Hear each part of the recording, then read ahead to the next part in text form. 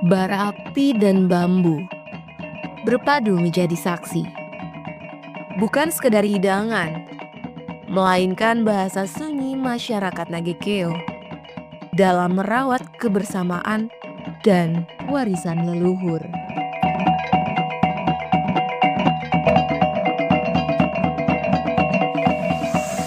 Kose, warisan rasa dari bambu Nagekeo.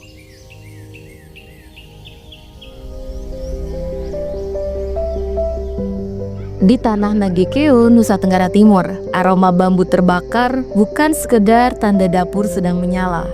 Di sanalah sebuah tradisi hidup diwariskan dari generasi ke generasi. Namanya kose. Kose adalah cara memasak nasi bersama daging atau bahan makanan lainnya di dalam bambu. Namun lebih dari sekedar makanan, kose adalah simbol kebersamaan, gotong royong, dan identitas budaya masyarakat Nagekeo. Proses membuat kose dimulai jauh sebelum api dinyalakan. Masyarakat lebih dulu mencari bambu yang tepat, tidak terlalu tua, tidak pula terlalu muda.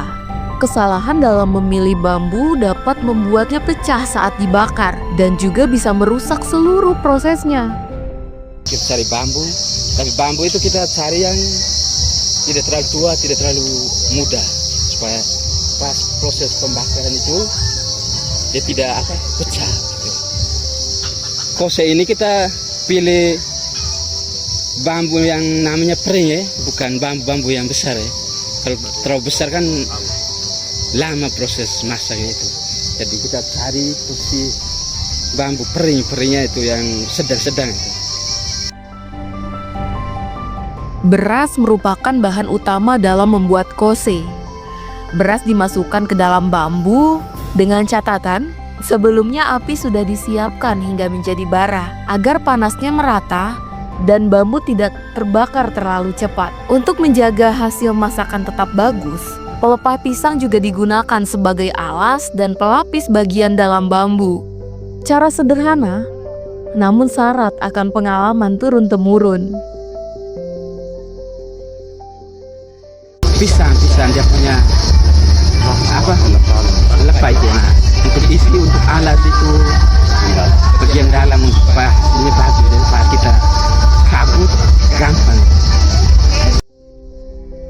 Jika ingin aroma yang lebih harum, masyarakat Nagekeo biasa menambahkan rempah khas daerah yang dikenal dengan sebutan sungalea. Bukan satu jenis rempah, melainkan racikan hasil bumi setempat seperti jahe dan bawang putih.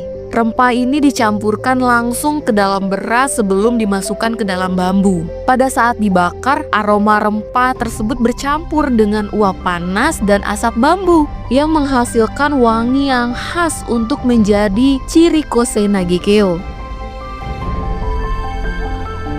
Kose bukan makanan yang dibuat setiap hari.